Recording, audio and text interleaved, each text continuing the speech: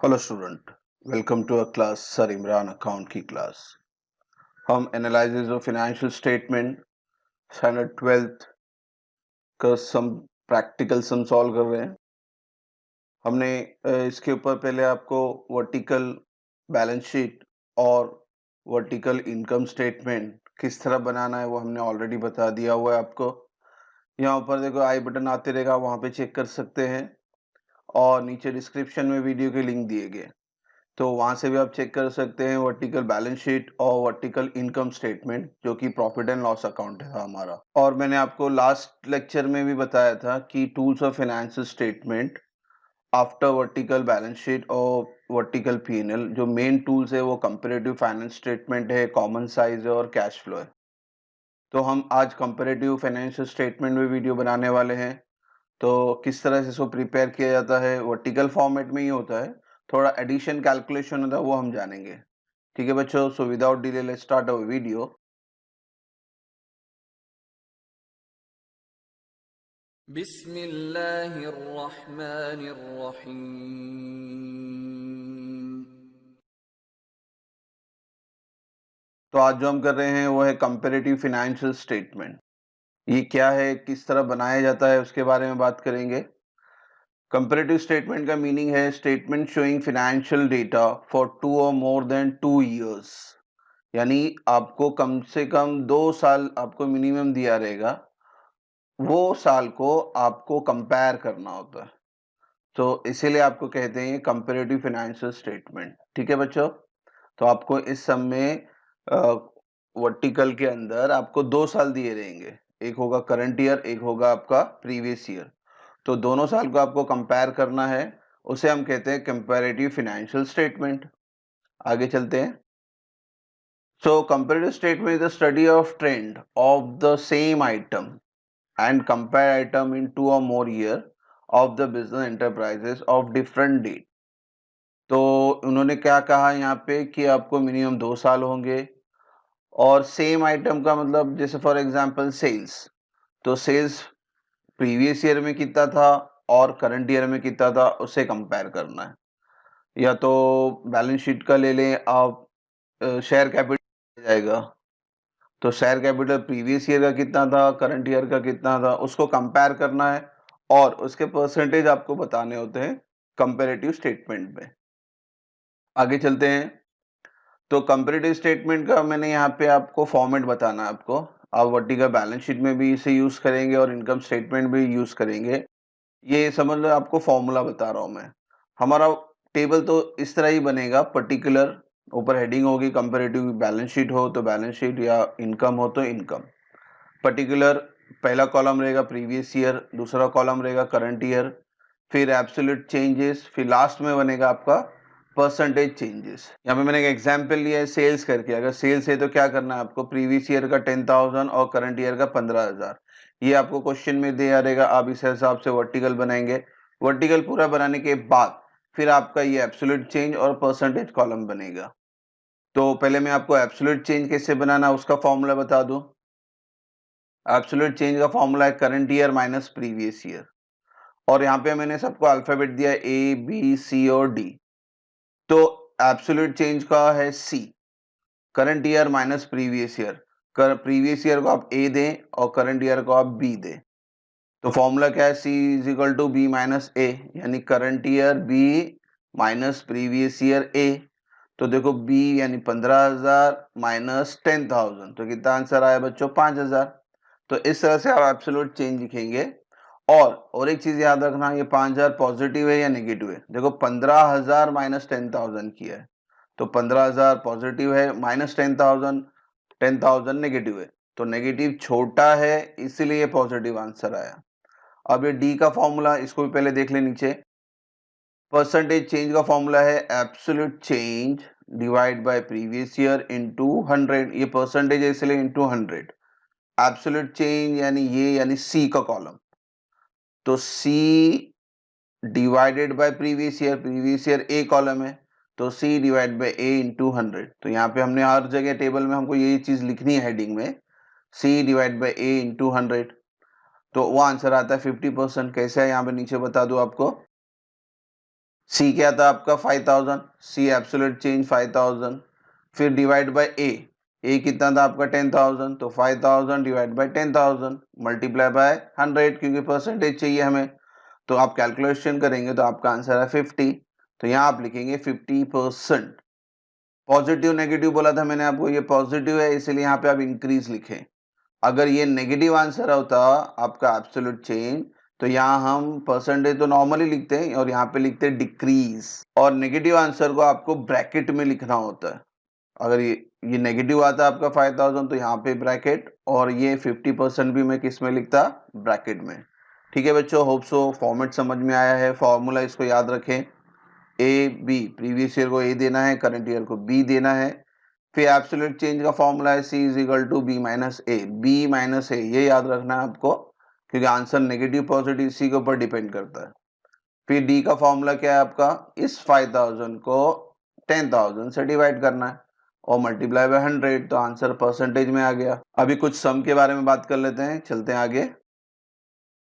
तो मैंने लिया क्वेश्चन नंबर 1 जो आपके पेज नंबर 376 पे दिया गया है। ये आपका वर्टिकल का फॉर्मेट है, उसको हेडिंग देना है आपको क्योंकि यहाँ पे देखो बैलेंस शीट पूछा है, balance sheet of Amar trader for 31 March 18, 31 मार्च 19, तो हेडिंग भी हमने लिख दिया है। हाँ, कंपेरेटिव तो कंपेरेटिव लिखना आपको पड़ेगा क्योंकि क्वेश्चन में क्लियर आपको लिखा रहेगा कंपेरेटिव बनाना है, कॉमन बनाना है या और कुछ फॉर्मेट है या सिर्फ वर्टिकल बनाना। कंपेरेटिव बोला है इसलिए comparative vertical balance sheet of Amar trader as on 31 March 18 and 19। पहला दो कॉलम आपका नॉर्मल कैलकुलेशन होगा, उसके बाद फिर एब्सोल्यूट चेंज और एब्सोल्यूट परसेंटेज चेंज के बारे में बात करेंगे। तो यहाँ हेडिंग लिख लेते हैं हम लोग, पर्टिकुलर 31 मार्च 18 पहला साल है, आप प्रीवियस ईयर बोलते हैं इसको। फिर आपका सेकेंड ईयर है 31 मार्च 19, यानी ये आपका करंट ईयर है। फिर एब्सोल्यूट चेंज और परसेंटेज का चेंजेस बताना आपको। तो पहले हम क्या करेंगे, हम पहले वर्टिकल फॉर्म पूरा बना देंगे बैलेंस शीट का, उसके बाद हम इसका सेकंड लास्ट और लास्ट कॉलम क्रिएट करेंगे, एब्सोल्यूट चेंज और परसेंटेज चेंज का कॉलम बनाएंगे। तो vertical balance sheet hope so आपको याद हो। वर्टिकल बैलेंस शीट में दो पार्ट बताए थे मैंने, सोर्सेस ऑफ फंड और एप्लीकेशन ऑफ फंड। तो पहले हम सोर्सेस ऑफ फंड यानी लायबिलिटी साइड की बात करेंगे, तो पहले हेडिंग लिख लेते हैं हम लोग यहाँ पे, सोर्सेस ऑफ फंड, इसको रोमन नंबर 1 देना है। सोर्सेज ऑफ फंड के अंदर दो पार्ट थे आपके, ओनर फंड और बोरोड फंड।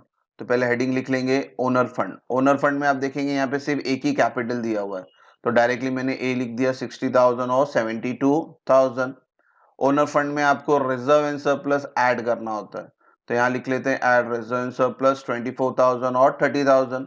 अब ये दोनों को प्लस कर लेते हैं तो क्या आंसर आता है बच्चों, नेट वर्थ। तो 60 प्लस 24 84 और 72 प्लस 30 1,02,000। तो इस तरह से आपका नेटवर्थ सोर्सेज ऑफ फंड का पहला पार्ट खत्म हुआ, इसको नंबर देंगे आप ए। फिर सोर्सेज ऑफ फंड में जो सेकंड पार्ट है आपका बोरोड फंड, उसको नंबर दें बी। बोरोड फंड यानी लोन और डिबेंचर, तो यहाँ पे उन्होंने लोन ही दिया है, खाली डिबेंचर वगैरह नहीं दिया है। हाँ बच्चों, थोड़ा देखो ये इन लोगों का प्रिंटिंग थोड़ा क्रॉस हो गया तो ध्यान दें। तो लोन 34 और 51 है, तो यहाँ बोरोड फंड के नीचे लिखेंगे लोन 34 और 51, और कोई डिटेल नहीं है, तो यानी यही टोटल है आपका बोरोड फंड का, तो इसके लिए मैंने इसको नंबर दे दिया बी। अब क्या करेंगे, आपका बैलेंस शीट का टैली फिगर निकालेंगे लायबिलिटी का, यानी सोर्सेज ऑफ फंड का टोटल कितना आया। कैसे करते हैं हम लोग, नेटवर्थ प्लस बोरोड फंड यानी ए प्लस बी, तो वो आंसर होता है आपका टोटल फंड अवेलेबल, यानी इतना पैसा आप कंपनी के पास अवेलेबल है वो कंपनी में अप्लाई कर सकता है। तो कितना आया, 84 प्लस 34 1,18,000 और 1,02,000 plus 51 that comes to 1,53,000। This is your total fund available, और यही हमारा टैली फिगर होगा जब हम एप्लीकेशन ऑफ फंड करेंगे। एप्लीकेशन ऑफ फंड का भी टोटल आपको कितना आना चाहिए, 1,18,000 और 1,53,000। एप्लीकेशन ऑफ फंड, जैसे सोर्सेज ऑफ फंड में दो पार्ट थे, ओनर फंड और बोरोड फंड, तो उसी तरह से एप्लीकेशन ऑफ फंड में मैंने तीन पार्ट बताए थे, फिक्स एसेट, इन्वेस्टमेंट और वर्किंग कैपिटल। तो पहला है फिक्स एसेट, वो लिख लेते हैं। फिक्स एसेट इकलौता दिया हुआ 1,20,000 और 1,50,000, तो हमने लिख दिया। फिर होता है बी इन्वेस्टमेंट, अब यहाँ पे इन्वेस्टमेंट है ही नहीं, तो बी आपको स्किप करना पड़ेगा और डायरेक्टली आपका वर्किंग कैपिटल में जाना पड़ेगा। तो यहाँ पे इन्वेस्टमेंट है ही नहीं, तो वर्किंग कैपिटल को हम बी नाम देंगे। वर्किंग कैपिटल का फॉर्मूला हमेशा याद रखो, current asset minus current liability. तो सम में आपको करंट एसेट भी दिया हुआ है और करंट लायबिलिटी यानी क्रेडिट करंट लायबिलिटी है, तो 30,000 और 24,000। तो पहले हम करंट एसेट लिख लेंगे, तो करंट एसेट है 28,000 और 27,000। फिर क्या करेंगे, उसको करंट लायबिलिटी से माइनस करना है, तो पहले करंट लायबिलिटी लिख लेते हैं 30,000 और 24,000। तो ये दोनों माइनस करेंगे तो वर्किंग कैपिटल आएगा। तो नीचे देखो लिख लेते हैं वर्किंग कैपिटल, फॉर्मूला भी लिख दिया मैंने, current asset minus current liability, और ये बी का टोटल है 28,000 माइनस 30। तो आपका आंसर नेगेटिव में आ गया, क्योंकि 30,000 नेगेटिव साइन है और ये बड़ा है, तो 2,000 आपको नेगेटिव, और नेगेटिव मैंने क्या कहा, हमेशा आपको ब्रैकेट में लिखना है यहाँ पे। और 27 माइनस 24, तो 24 तो छोटा फिगर है, तो ये आंसर आपका जो आ रहा है 3000, ये पॉजिटिव है। पॉजिटिव के लिए कोई साइन लिखने की जरूरत नहीं है, इसका मतलब वो पॉजिटिव ही है। तो लास्ट में हम टैली फिगर करेंगे एप्लीकेशन ऑफ फंड का ए प्लस बी, तो वो आ जाएगा आपका टोटल फंड अप्लाइड ए प्लस बी, यानी 1,20,000 माइनस करना है, क्योंकि अभी बी, ये वाला बी आपका नेगेटिव आ रहा है, तो आपको नेगेटिव है तो माइनस करना पड़ेगा। 1,20,000 से 2,000 माइनस किए तो 1,18,000 आया, और 1.5 लाख में से 3 लाख आप प्लस करेंगे, क्योंकि 3,000 तो प्लस साइन ही है, तो 1.5 में 3 प्लस किए तो कितना है, 1,53,000। तो ये आपका वर्टिकल आपका बैलेंस शीट कंप्लीट हुआ। अब हमारा जो कंपैरेटिव पार्ट है वो करेंगे। तो पहला स्टेप मैंने क्या बताया था, पहले तो आप इसको नंबर दे दो। आपका ये प्रीवियस ईयर है, प्रीवियस ईयर को क्या बोला था मैंने, ए लिखना है, और करंट ईयर को आपको क्या लिखना है, बी लिखना है। एब्सोल्यूट चेंज का फॉर्मूला क्या बताया था, बी माइनस ए, तो यहां लिख लेते हैं C is equal to B minus A. ये कॉलम का नाम है सी और इसका formula B minus A. B minus A बच्चों, इसको याद रखना, पहले बी लेंगे फिर ए, क्योंकि आंसर नेगेटिव और पॉजिटिव आ सकता है। और जो चौथा कॉलम है परसेंटेज चेंजेस का, उसको नाम देना है आपको डी, और डी का फॉर्मूला बताया था मैंने, सी डिवाइड बाई ए इंटू 100, यानी एब्सोल्यूट चेंज का जो अमाउंट आएगा ये इसको ए से डिवाइड करेंगे मल्टीप्लाई बाय 100। ठीक है बच्चों, तो अब ध्यान से समझना, पहले देखो b माइनस ए है, यानी 72,000 पॉजिटिव माइनस 60,000, तो माइनस 60,000 यानी 60,000 छोटा है और 72,000 बड़ा है, तो बड़े का साइन लगेगा, यानी प्लस साइन ही लगने वाला है। तो 72 में से 60,000 माइनस करेंगे तो 12,000 आता है, और ये 12,000 को फिर क्या करना है आपको, c डिवाइड बाय a, यानी 12,000 डिवाइड बाय 60,000 मल्टीप्लाई बाय 100 करना है फिर, तो आंसर आता है आपका 20%। ये पॉजिटिव है इसलिए यहाँ पे इंक्रीज लिखना है आपको। सेम वे रिजर्व सरप्लस से करेंगे। अब देखो यहाँ पे इनका वर्टिकल कोई अब रिलेशन नहीं बनता है, आपको जो भी करना है हॉरिजॉन्टल और इंडिविजुअल लाइन में कैलकुलेशन करना है। तो अब 30 माइनस 24, तो ये भी आंसर पॉजिटिव में आएगा, यानी 6,000। 6,000 डिवाइड बाय 24, तो आपका परसेंटेज आता है 25%, वो भी प्लस में है इसलिए इंक्रीज। नेटवर्थ 1,02,000 माइनस 84, तो आपका आंसर आता है 18,000, और इस 18,000 को 84,000 से डिवाइड कर देंगे, तो 21.43% आता है इंक्रीज में। पॉइंट के बाद आपको सिर्फ 2 डेसिमल लेना है, ठीक है। यहाँ पे आप कैलकुलेशन करेंगे तो 3-4 डेसिमल आएंगे, मगर आपको सिर्फ पॉइंट के बाद 2 डेसिमल लिखना है। सेम या बोरोड फंड की बात कर लेते हैं, 51 माइनस 34, तो आया 17,000। अब 17,000 डिवाइड बाय 34 इंटू 100, तो आपका परसेंटेज आता है 50% इंक्रीज, पॉजिटिव है इसलिए इंक्रीज। अब है टोटल फंड, तो 153 माइनस 118, यानी पॉजिटिव में आया 34,000। 35,000 डिवाइड बाय 1,18,000 करना है, तो आपका परसेंटेज आता है 29.66%। पॉजिटिव है, याद रखना बच्चों, इंक्रीज लिखना है। अब है fix asset 150 minus 120, answer positive में ही रहा 30,000, और 30,000 डिवाइड बाय 120, तो आपका परसेंटेज आता है 25% इंक्रीज। 27 माइनस 28, अब बच्चों ध्यान दें, ये अब नेगेटिव में आने वाला है, क्योंकि 28,000 बड़ा है, तो नेगेटिव को क्या लिखने बोला था मैंने आपको, ब्रैकेट में, तो 1,000 आपका नेगेटिव है, ब्रैकेट में लिख दिए। अब ये 1,000 को 28 से डिवाइड करना है, अब ये नेगेटिव आंसर है बच्चों, तो जो परसेंटेज होगा वो भी नेगेटिव होगा, तो उसको भी ब्रैकेट में आपको लिखना है 3.57%, और नेगेटिव है इसलिए आपको लिखना है डिक्रीज। ठीक है बच्चों, इस पे ध्यान देना। वापिस इसलिए मैं बोल रहा हूँ, हर चीज में आपको मैं पॉजिटिव और नेगेटिव साइन बता रहा हूँ। देखो यहाँ पे भी 24,000 माइनस 30 है, तो ये माइनस 30 बड़ा है तो आंसर नेगेटिव आएगा। 6,000 नेगेटिव है तो क्या करना है आपको, ब्रैकेट में लिखना है। अब ये नेगेटिव 6,000 डिवाइड बाई 30,000, तो जो परसेंटेज आएगा वो भी नेगेटिव रहेगा, तो उसको भी ब्रैकेट में लिखेंगे 20%, माइनस है इसलिए डिक्रीज। फिर 3,000 माइनस 2,000, माइनस माइनस क्या हो जाएगा बच्चों, प्लस हो जाएगा, तो यहां लिख लेते हैं 5,000। ठीक है, इस चीज पे ध्यान देना, 3,000 माइनस 2,000, और 2,000 ऑलरेडी माइनस है तो माइनस माइनस क्या हो जाएगा बच्चों, प्लस हो जाएगा, तो हम यहाँ लिखेंगे 5,000। अब 5,000 डिवाइड बाय 2,000, तो आपका आंसर नेगेटिव हो जाता है, क्योंकि आप डिवाइड बाय जो कर रहे हैं 2,000 ये ऑलरेडी नेगेटिव है। अब न्यूमरेटर या नेगेटिव होगा या डिनोमिनेटर नेगेटिव होगा, तो आपका जो परसेंटेज होगा वो भी नेगेटिव आएगा, तो इट इज अ 250% डिक्रीज। फिर आता है टोटल फंड अप्लाइड 153 माइनस 1,18,000, यानी पॉजिटिव है अब यहाँ पे 35,000, और इस 35,000 को 1,18,000 से क्या कर देंगे, डिवाइड एंड मल्टीप्लाई बाय 100, तो आपका परसेंटेज आता है 29.66% इंक्रीज। ठीक है बच्चों, देखो यहाँ परसेंटेज भी सेम है आपका, क्योंकि ये टैली होना चाहिए।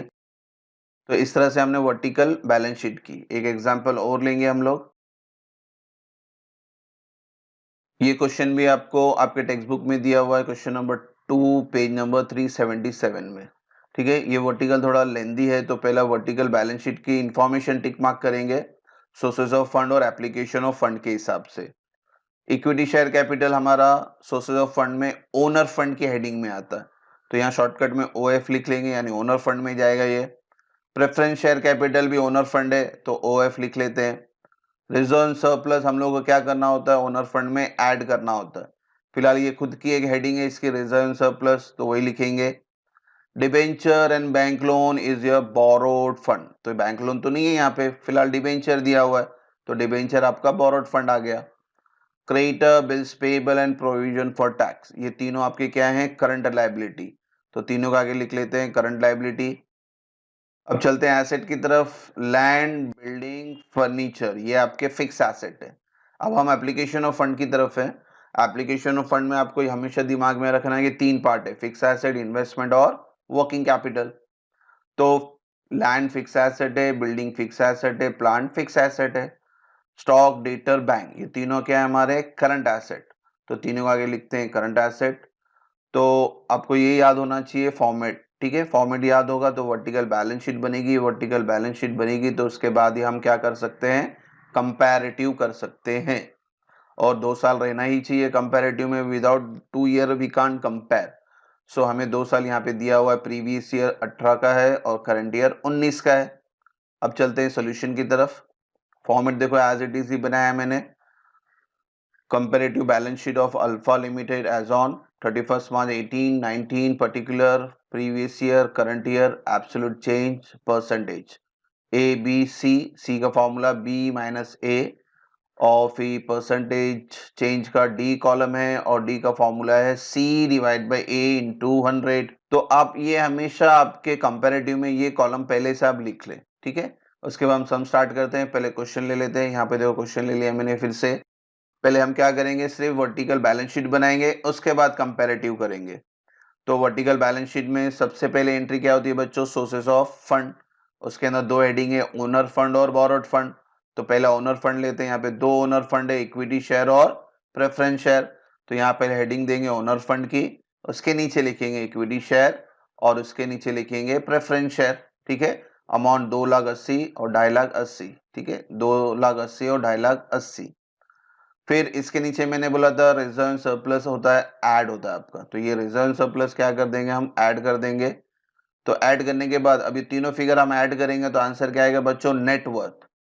तो 2,80,000 और 1,00,000, तीनों प्लस के 3,80,000, और यहाँ तीनों प्लस के 4,70,000 नेट वर्थ हो गया। सोर्सेज ऑफ फंड का पहला पार्ट हो गया ए, ओनर फंड। अब बी पार्ट कौन सा था बच्चों? Borrowed fund. और बोरोड फंड में एक ही एंट्री दी हुई है आपको 60 और 51 की, तो यहां लिख लेते हैं 15% डिबेंचर बोरोड फंड। अब लास्ट में आपको क्या करना है? सोर्सेज ऑफ फंड का टैली फिगर निकालना है, यानी ए प्लस बी। तो टोटल फंड अवेलेबल ए प्लस बी 3,80,000 प्लस 60, तो आया 4,40,000, और 4,70,000 प्लस 51 आया 5,21,000। तो ये आपका टैली फिगर है सोर्सेज ऑफ फंड का। अब हम जाएंगे second part, application of fund में। एप्लीकेशन ऑफ फंड में तीन हिस्सा है, फिक्स एसेट, इन्वेस्टमेंट और वर्किंग कैपिटल। मगर इस समय आपको इन्वेस्टमेंट नहीं दिया हुआ, तो यानी दो ही पार्ट बनेंगे, फिक्स एसेट और वर्किंग कैपिटल। तो पहला लेंगे फिक्स एसेट। फिक्स एसेट में मैंने बताया था आपको land, building, plant and machinery. तो तीनों डिटेल यहां लिख लेंगे, land, building, plant and machinery.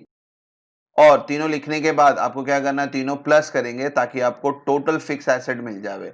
तो मैं तीनों को प्लस कर लेता हूं और इसको नंबर देंगे ए। तो तीनों प्लस के, तो इसका आंसर आया प्रीवियस ईयर का 2,13,000 और करंट ईयर का है 3,63,000। अब बी इन्वेस्टमेंट तो है ही नहीं, तो डायरेक्ट आप बी किसको नाम देंगे? वर्किंग कैपिटल को। वर्किंग कैपिटल का फॉर्मूला क्या है बच्चों? Current asset minus current liability. तो पहले हम करंट एसेट लिखते हैं, और करंट एसेट में कितनी एंट्री थी आपकी? Stock, debtor, bank. तो तीनों एक साथ लिख लेंगे, स्टॉक, डेटर और बैंक। देखो बच्चों, अगर पेज यहाँ खत्म होता है तो आप नेक्स्ट पेज में कंटिन्यू करें, ठीक है? तो यहाँ पे मेरा पेज यहाँ खत्म हो रहा है तो मैंने नेक्स्ट पेज में कंटिन्यू किया। वर्टिकल है तो स्ट्रेट ही चलना चाहिए, मगर पेज खत्म हो रहा तो आप नेक्स्ट पेज में जा सकते हैं। तो मैंने करंट एसेट तो लिख लिया तीनों, और तीनों को क्या करेंगे? हम प्लस करेंगे ताकि टोटल करंट एसेट मिल जाए। तो 3,12,000 आया प्रीवियस ईयर का और 2,87,000 आया करंट ईयर का। अब इसी तरह से करंट लायबिलिटी भी ले लेते हैं। करंट लायबिलिटी बच्चों यहाँ पे तीन है, क्रेडिटर, बिल्स पेएबल और प्रोविजन फॉर टैक्स। तो ये तीनों लिख लेंगे और फिर तीनों को प्लस करके इनका टोटल करंट लायबिलिटी निकालेंगे। Previous year 85, current year 1,29,000। तो आपको करंट एसेट भी मिल गया और करंट लायबिलिटी मिल गया। तो अब हम ढूंढेंगे वर्किंग कैपिटल। क्या फॉर्मूला है? Current asset minus current liability. तो 3,12,000 माइनस 85, तो आपका आंसर आता है 2,27,000। और करंट ईयर का 2,87,000 माइनस 1,29,000, तो आपका आंसर आता है 1,58,000। और इसको आपको नंबर देना है बी, ये बी का टोटल है, और ये रहा फिक्स एसेट ए का टोटल। तो आपका जो टोटल फिगर है, टैली फिगर है, टोटल फंड अप्लाइड ए प्लस बी, यानी ए 213 और 363 को 227, 158 से प्लस करना है। तो आपका टैली फिगर आता है 4,40,000 और 5,21,000। तो जो आपका सोर्सेस ऑफ फंड में आया था वही टैली फिगर आपको यहाँ आना चाहिए। तो इस तरह से हमने अभी सिर्फ वर्टिकल बैलेंस शीट कंप्लीट की है। अभी हमें क्या करना है? कंपेयर करना है। कंपेयर करने का फॉर्मूला याद रखें, बी माइनस ए, और आंसर नेगेटिव पॉजिटिव आ रहा है, उस पर बहुत अच्छी तरह से ध्यान देना। तो b माइनस ए, तो यानी पॉजिटिव ही बड़ा है, तो डिफरेंस आया 50,000। और 50,000 जो आएगा उसको 2 लाख से डिवाइड इनटू 100, है ना? c divide by a into 100, यानी जो 50,000 ये डिफरेंस आया इसको 2 लाख से डिवाइड करेंगे, मल्टीप्लाई बाय 100 करेंगे ताकि आपको परसेंटेज मिल जाए। तो यहाँ कैलकुलेशन देखते हैं, 50,000 ये आया, इसको मैंने 2 लाख से डिवाइड किया तो 25% इंक्रीज, ये पॉजिटिव है इसलिए इंक्रीज। प्रेफरेंस शेयर 80 से माइनस किया तो आंसर 0 आया, यानी डैश मानना पड़ेगा। अगर चेंजेस डैश है तो परसेंटेज भी डैश ही करना आपको बच्चों। फिर रिजर्व सरप्लस 140 माइनस 1 लाख, तो आंसर पॉजिटिव रहा 40,000, और 40,000 डिवाइड बाय 1 लाख किया तो 40% इंक्रीज। फिर नेटवर्थ 4,70,000 माइनस 380, तो आंसर 90,000 को 3,80,000 से डिवाइड करें तो आंसर आया 23.68 इंक्रीज, पॉजिटिव है इसीलिए इंक्रीज। अब चलते हैं डिबेंचर की तरफ। 51 माइनस 60, अब देखो नेगेटिव बड़ा आ रहा है, तो जो डिफरेंस होगा वो नेगेटिव में होगा। तो नेगेटिव है 9,000, और इस 9,000 को 60 से डिवाइड किया तो आंसर भी नेगेटिव आएगा, ठीक है? चाहे न्यूमरेटर चाहे डिनोमिनेटर अगर नेगेटिव है तो आंसर भी जो परसेंटेज भी आएगा वो भी किस में आएगा? नेगेटिव में आएगा। तो ये 15% आया, नेगेटिव ब्रैकेट में लिखना है और डिक्रीज लिखना है आपको। अब चलते हैं टोटल फंड की तरफ।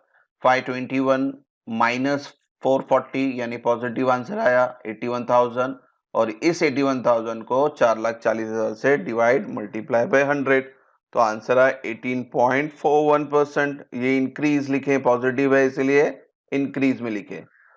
फिर 1 लाख माइनस 80 यानी 20,000 डिफरेंस पॉजिटिव रहा, 20,000 डिवाइड बाय 80 तो डिफरेंस आया 25%। फिर 90,000 माइनस 60 यानी डिफरेंस पॉजिटिव 30,000, 30,000 को फिर क्या करना है आपको, डिवाइड करना है 60 से, तो आपका आंसर आया 50% increase. Plant and machinery 1,73,000 minus 73 यानी डिफरेंस पॉजिटिव रहा 1 लाख, 1 लाख को 73 से डिवाइड किए तो आपका परसेंटेज आता है 1,37,000, वो भी प्लस है इसलिए इंक्रीज। फिर 3,63,000 माइनस 2,13,000 तो पॉजिटिव आंसर है 1.5 लाख, और इस 1.5 लाख को फिर 2,13,000 से डिवाइड करेंगे मल्टीप्लाई बाय 100 तो 70.42% इंक्रीज। ठीक है, डिवाइड करने के बाद आपको हर एक को मल्टीप्लाई बाय 100 करना है क्योंकि हम परसेंटेज निकाल रहे हैं, तो ये चीज हमेशा याद रखना कि सबको मल्टीप्लाई बाय 100 करना है क्योंकि हम परसेंटेज कॉलम में है। फिर 1,10,000 माइनस 1,50,000 तो बच्चों आंसर नेगेटिव आएगा क्योंकि 1.5 लाख बड़ा है और 1.5 लाख का साइन माइनस है, तो डिफरेंस आता है माइनस 40,000, और माइनस किस में लिखने बोला मैंने, ब्रैकेट में। फिर 40,000 को 1.5 लाख से डिवाइड मल्टीप्लाई बाय 100 ताकि परसेंटेज आ जावे, तो ये परसेंटेज आपको ब्रैकेट में लिखना है और डिक्रीज वर्ड डालना है। ठीक है, जहां जहां माइनस आएगा वहां वहां आपको डिक्रीज लिखना है। डेटर 1,40,000 माइनस 128 यानी डिफरेंस जो आएगा वो पॉजिटिव है 12,000, 12,000 डिवाइड बाय 128 मल्टीप्लाई बाय 100 तो परसेंटेज आ गया आपका, इंक्रीज लिखना है आपको। अब बैंक की बात करते हैं, 37,000 माइनस 34 यानी डिफरेंस पॉजिटिव ही रहा 3,000, उसको डिवाइड बाय 34 किए तो 8.82% इंक्रीज। फिर 2,87,000 माइनस 3,12,000, अब यहाँ पे देखो आंसर नेगेटिव होगा क्योंकि 3,12,000 बड़ा है, नेगेटिव किस में लिखना है आपको, ब्रैकेट में। तो 25,000 डिफरेंस आया और इस 25,000 को 3,12,000 से डिवाइड करें मल्टीप्लाई बाय 100 8.01 और ब्रैकेट में लिखें और लिखें डिक्रीज। अब क्रेडिटर 80 माइनस 50 डिफरेंस पॉजिटिव में रहा 30,000 और 30,000 डिवाइड बाय 50 तो आंसर आया 60% इंक्रीज। 6,000 माइनस 10,000 तो आंसर नेगेटिव रहा यहाँ पे क्योंकि माइनस 10,000 बड़ा है, तो डिफरेंस आया माइनस 4,000 और इस 4,000 को डिवाइड बाय 10,000 करें इंटू 100 40% डिक्रीज, ब्रैकेट में लिखे माइनस आ रहा है तो यानी ये एब्सोल्यूट चेंज माइनस है तो आपका परसेंटेज भी माइनस में रहेगा, और सिर्फ सिंपल है माइनस को डिक्रीज में लिखना है। 43 माइनस 25 यानी पॉजिटिव डिफरेंस है आपका 18,000 डिवाइड बाय 25,000 तो 72% इंक्रीज। फिर 129 माइनस 85 तो पॉजिटिव है 44,000 divide by 85 answer increase. 158 minus 227, अब 227 नेगेटिव है और वो बड़ा है तो डिफरेंस जो आएगा वो नेगेटिव रहेगा, तो डिफरेंस आया आपका नेगेटिव 69,000, इसको 220 से डिवाइड करें तो आंसर आया 30.40, डिफरेंस नेगेटिव है, नेगेटिव में लिखें और डिक्रीज लिखें। फिर लास्ट में 521 माइनस 440 यानी पॉजिटिव डिफरेंस है 81,000 का, 81 डिवाइड बाय 440 इंटू 100 तो आंसर आ गया 18.41 इंक्रीज। ये आपका लास्ट एंट्री आपके सोर्सेज ऑफ फंड के लास्ट एंट्री यानी टोटल से मैच करना चाहिए, तो 440 521 81 18.41 सेम यहीं पे भी आ रहा है, आपका सम परफेक्ट है, टैली है। अभी हमने बात की वर्टिकल बैलेंस शीट की, अब हम बात करेंगे वर्टिकल इनकम स्टेटमेंट यानी पीएनएल की। ठीक है बच्चों, तो यहाँ मैंने क्वेश्चन लिया है, question number 5, prepare comparative income statement of Noha limited for 17 and 18, ये आपके टेक्स्ट बुक में पेज नंबर 377 पे। तो यहाँ पे प्रीवियस ईयर 17 है और करंट ईयर 18 है, और आपको ये पहले वर्टिकल इनकम स्टेटमेंट में कन्वर्ट करना है, फिर इसको कंपैरेटिव करना है। तो चले, statement comparative income statement for the year end date 31 March 17-18, ये आपका सोल्यूशन। पर्टिकुलर पहला कॉलम प्रीवियस ईयर, दूसरा कॉलम करंट ईयर, तीसरा column absolute change C is equal to B minus A, previous year को A देना है, current year को B देना है, और एब्सोल्यूट चेंज सी जो कि B minus A of A percentage D is equal to C divide by A into 100, यानी जो चेंज आएगा ये इसको ए से डिवाइड करना है, मल्टीप्लाई बाय 100 करना है। तो पहले हम इसको वर्टिकल इनकम स्टेटमेंट बनाएंगे। स्टेटमेंट में पहली एंट्री क्या पास करते हैं हम लोग बच्चों, सेल्स। तो सेल्स दिया हुआ 2 लाख 3 लाख लिख लिए। सेल्स से हमेशा हम माइनस करते हैं कॉस्ट ऑफ सेल्स, तो यहाँ माइनस कर लेते हैं 1,20,000 और 80। तो 2 लाख में से 1,20,000 माइनस किए तो 80,000 आया ग्रॉस प्रॉफिट प्रीवियस ईयर का, और यहाँ पे आया 2,20,000। ग्रॉस प्रॉफिट से फिर क्या करते हैं हम लोग, ऑपरेटिंग एक्सपेंस माइनस करते हैं। तो यहाँ पे सिर्फ इनडायरेक्ट एक्सपेंस दिया हुआ है, तो हम सिर्फ यही माइनस करेंगे 8,000 और 12,000। तो यहाँ माइनस कर लेते हैं 8,000 और 12,000। तो 80,000 में से 8,000 माइनस किए तो 72,000 नेट प्रॉफिट बिफोर टैक्स, और 2,20,000 में से 12,000 माइनस किए तो 2,08,000। फिर नेट प्रॉफिट बिफोर टैक्स में से आपको इनकम टैक्स क्या करना है, माइनस करना है। और यहाँ पे इन्होंने अमाउंट नहीं दिया, उन्होंने कहा 50%। तो बच्चों हमेशा 50% एनपीबीटी यानी नेट प्रॉफिट बिफोर टैक्स का ही लेना है आपको। तो 72,000 का 50% आपको यहाँ पे माइनस करना है लेस टैक्स करके। तो 72,000 का 50% आया 36,000, और यहाँ पे 2,08,000 का 50% आया 1,04,000। तो इनको माइनस करेंगे तो आंसर आएगा नेट प्रॉफिट आफ्टर टैक्स। तो ये रहा net profit after tax, minus कर दिए। 72 में से 36 माइनस किए तो 36 ही रहा, क्योंकि हम 50% कर रहे हैं तो एज इट इज फिगर आएगा नीचे। तो 2,08,000 का 50% आया 1,04,000, तो माइनस करके वही आंसर रहा 1,04,000। अब हमारा मेन पार्ट चालू होता है कंपैरेटिव स्टेटमेंट का। तो हम पहले क्या करेंगे, एब्सोल्यूट चेंज निकालेंगे, फिर उसका परसेंटेज निकालेंगे। चेंज कैसे निकालेंगे, बी माइनस ए, यानी 3 में से 2 माइनस करेंगे, यानी पॉजिटिव डिफरेंस आएगा 1 लाख का, और 1 लाख को 2 लाख से डिवाइड इंटू 100, तो 50%। ये पॉजिटिव है यानी इंक्रीज। अब आते हैं हम लोग कॉस्ट ऑफ सेल्स पे। अब बच्चों 80,000 माइनस 120,000, यानी डिफरेंस जो आएगा वो नेगेटिव रहेगा 40,000 का।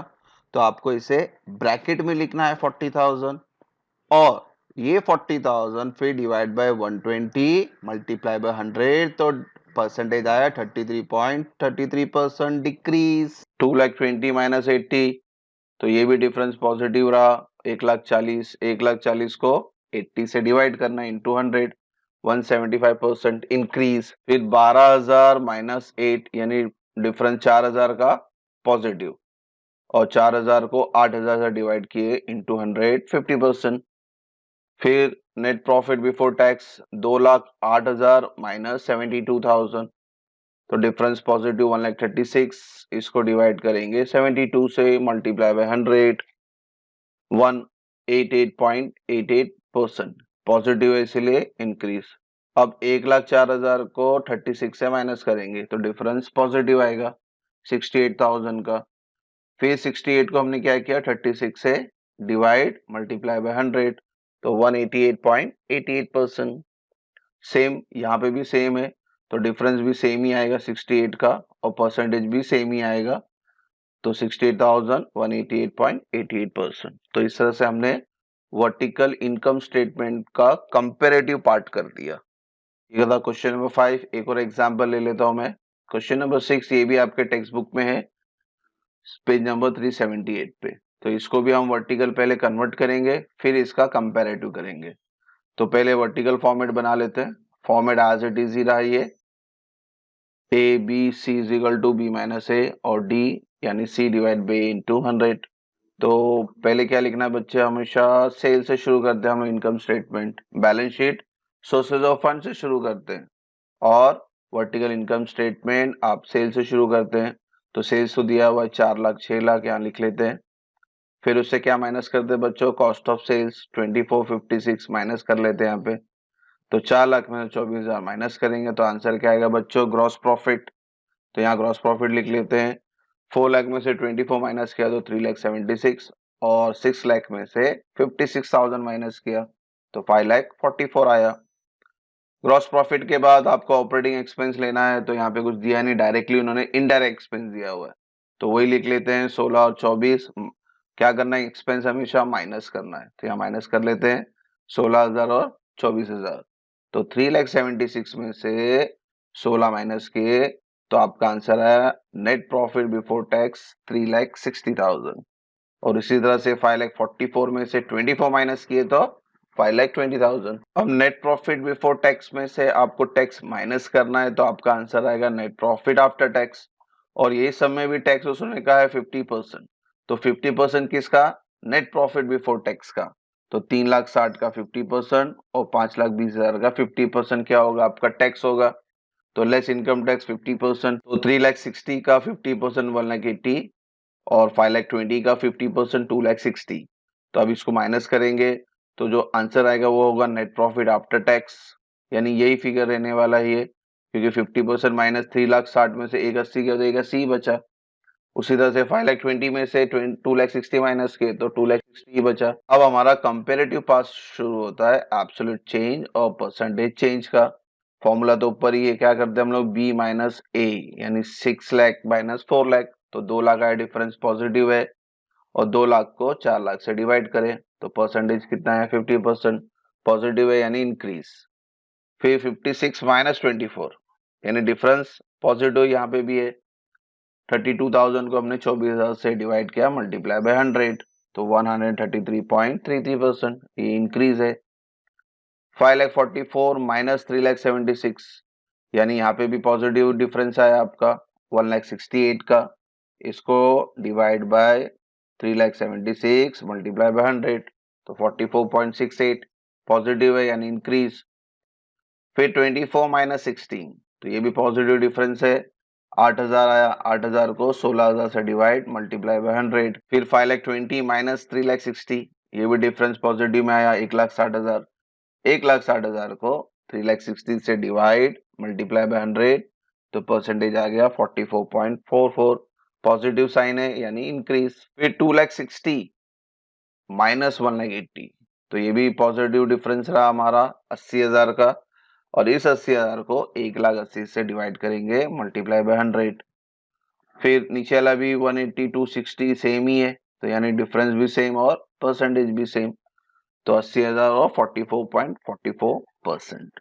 ठीक है बच्चों, तो इस तरह से हमने वर्टिकल कंपैरेटिव बैलेंस शीट भी बताई मैंने आपको, वर्टिकल कंपैरेटिव इनकम स्टेटमेंट भी बताया, और इंशाल्लाह आपके जो नेक्स्ट कंटेंट है वो है कॉमन साइज, वो नेक्स्ट वीडियो में बनाएंगे।